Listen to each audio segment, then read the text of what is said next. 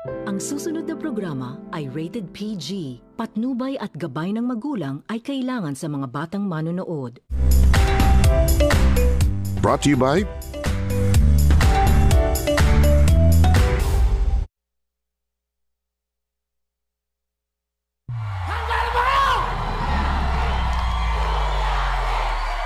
Let's party!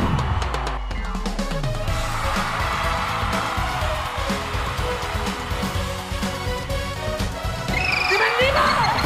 ¡Sampurino! ¡10,000!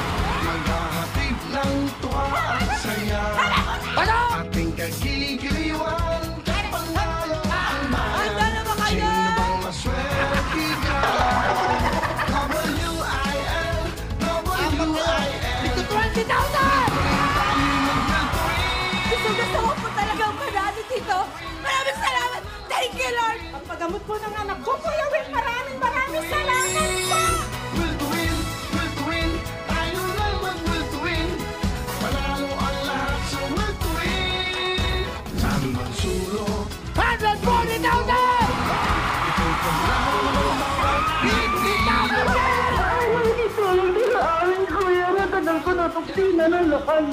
May pag-asa ang lahat. W-I-L, W-I-L. Will to win, tayo mag-will to win. Will to win, tayo lang mag-will to win. Buong bansa tayo mag-will to win. Will to win, tayo lang mag-will to win. Panalo ang lahat. Ano ang pangarap ko na makita kita? W-I-L, Ang bango! Regalo ko kayo isa iyo. tayo mag-will to win. Will to win, tayo lang mag-will to win. Panalo ang lahat. Naluluha ako, nagagalak na sobrang saya ko dahil everybody's happy!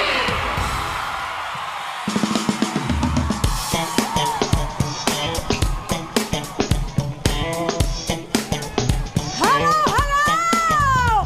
An amazing Tuesday, mga kapatid! Alas 5 na, nako, siguradong uulanin naman tayo ng limpak-limpak na papremyo at saya dito sa Will to Win! Aha, kaya naman huwag na magpatumpik-tumpik pa! Tumutok lang dahil live na live tayo dito sa TV5! At pansin ko, girls, sa pagpasok pa lang natin, ang tasa ng energy na mga bisita natin! Yan! O, diba? Sila kuya, o sila nanay, sila lola, sumasayaw. Ayun na nga, girls, walang mababore dahil lahat ay kasama sa kulitan, kasiyahan, at pamibigay ng mga papremyo dahil live na live tayo sa ating mga social media pages sa Facebook at YouTube. Yes na yes! Kaya hello sa ating winners! Pero bago ang lahat, studio audience, mag-ingat! Let's go!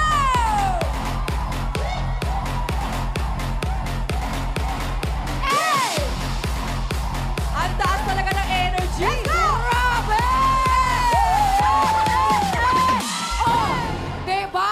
Pang Friday ang energy. Excited na ang ating mga bisita.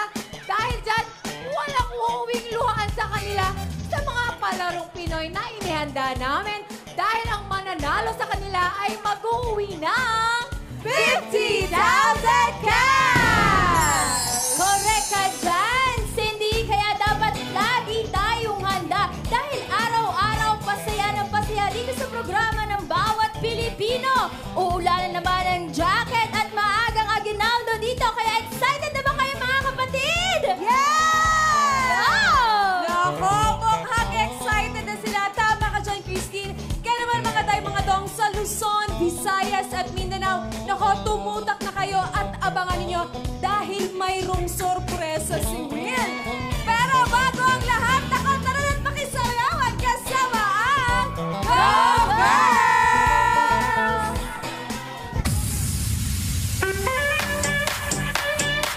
J. Balvin, Ina, the business. Let's go. We got that Coca-Cola bottle shake, shake, shake. We got that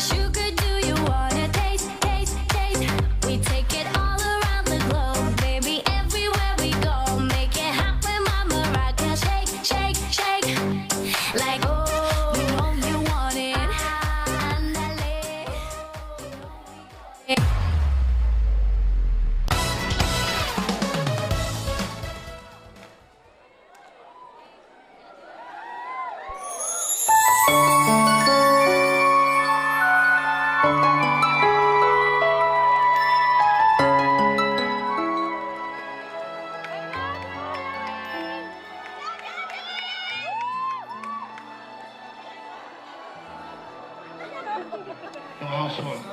Yun lang ho. At nandito ako ngayon. In fact, meron akong live show ngayon. Nagpaalam muna ako. Ang alam ko, naka-feed kami ngayon sa TV5. Naka-feed ho kami ngayon sa show. At yung mga nanonood ngayon doon, nagpaalam muna ako. Sigurado nagsisigawan ngayon doon yon. At wala ako, walang kantahan, walang sayawan, walang hep-heporay muna, walang putukan, at walang Wheel of Fortune. Pero, may mas malaking hangarin at may mas malaking plano para sa bawat Pilipino. Okay? At 2 minutes, siguro mas maganda mga tanong na lang para masagot ko na kagad yung mga tanong. Okay, sige po. Unang tanong, kanino magaling? Tagalog Okay. na lang para mas maintindihan Yes, ating mga Rhea kababayan. Fernandez from TV5. Mhm. Pahiram po ng mikropono. Go, Rhea. Hi, sir. Good afternoon. Rhea Fernandez, TV5. Ay, Over yeah. here, sir. Willie na lang, huwag naman, sir.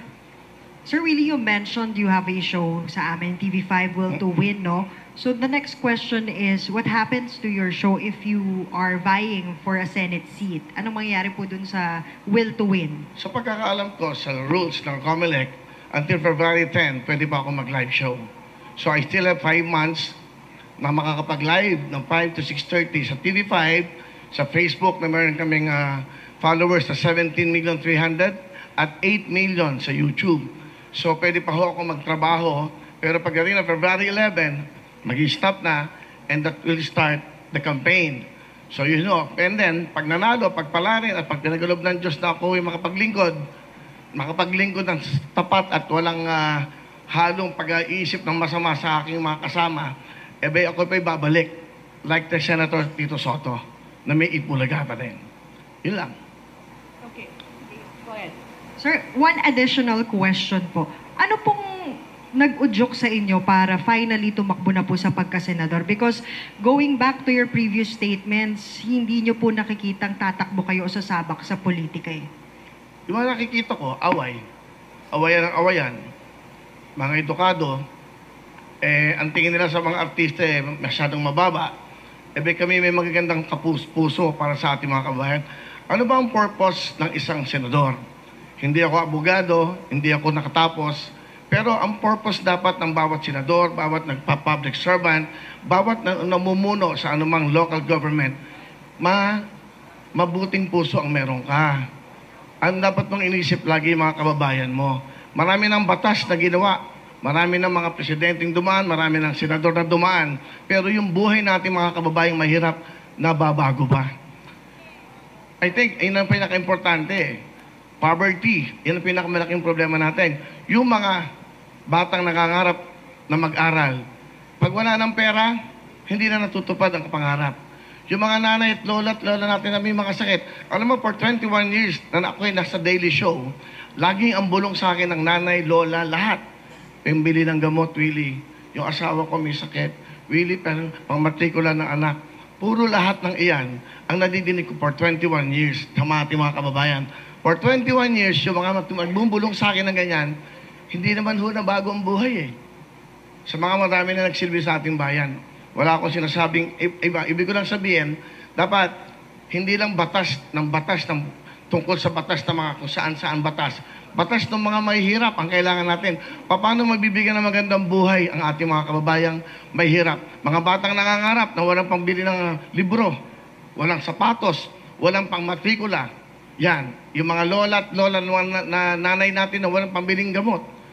Yan, lagi yan ang reklamo nating kababayan. Dapat sa Senado, may batas para sa ating mga kababayan. Saka ako, parang nalulungkot ako pag nakakakita ako ng mga nag-aaway, ego, pagalingan, hindi naman ho ganun ang pagsilbi sa bayan. Dapat busilak ang puso mo sa iyong mga kababayan. Lalong-lalo na yung mahirap. Kung makikipag-away ako sa Senado, makikipag-away ako para sa mahirap. Okay, thank you po. Okay, Mr. Gerard Nabar from Malaya. Sir, good afternoon, sir. Sir, 2 questions lang, sir. Sir, you've been on top of the surveys, or if not, pasok po sa winner circle. Ano po yung assessment po natin sa chances po natin?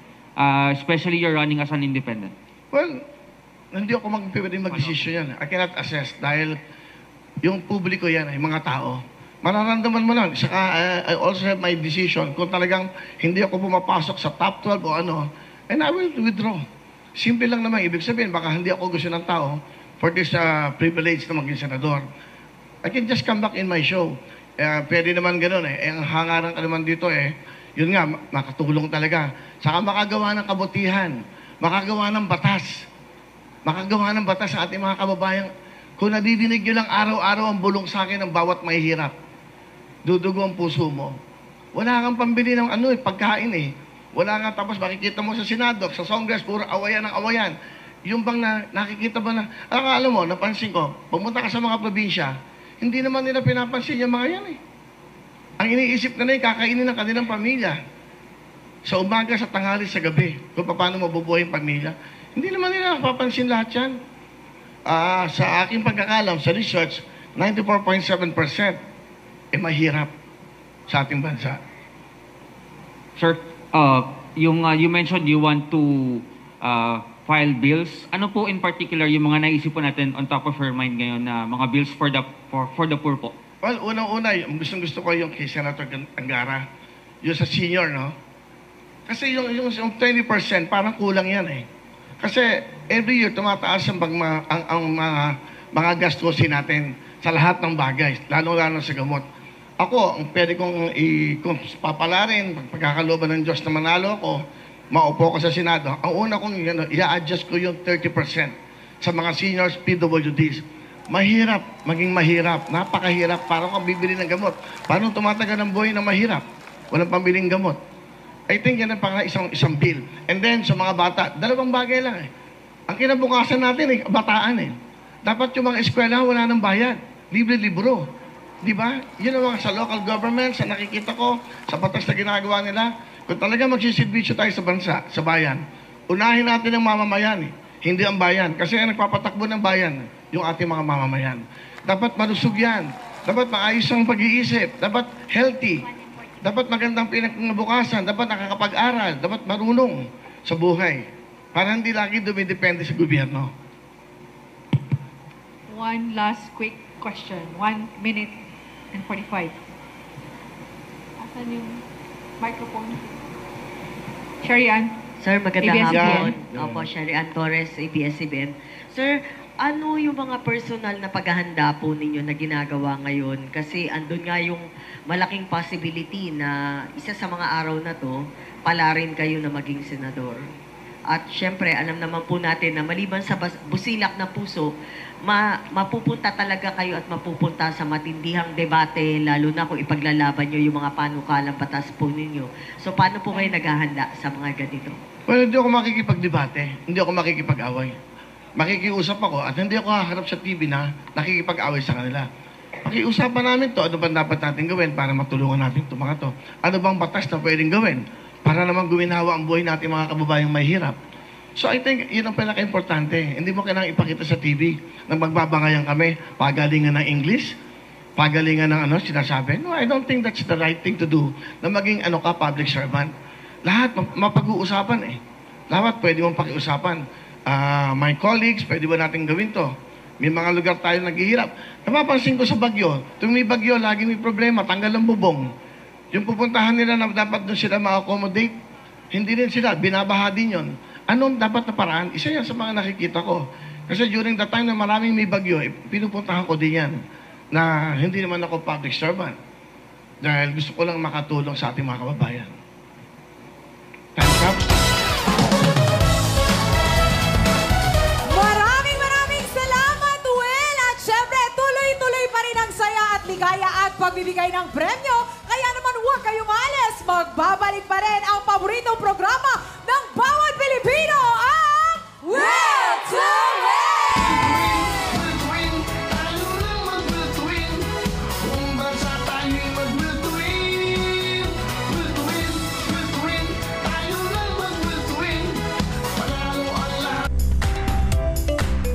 Brought to you by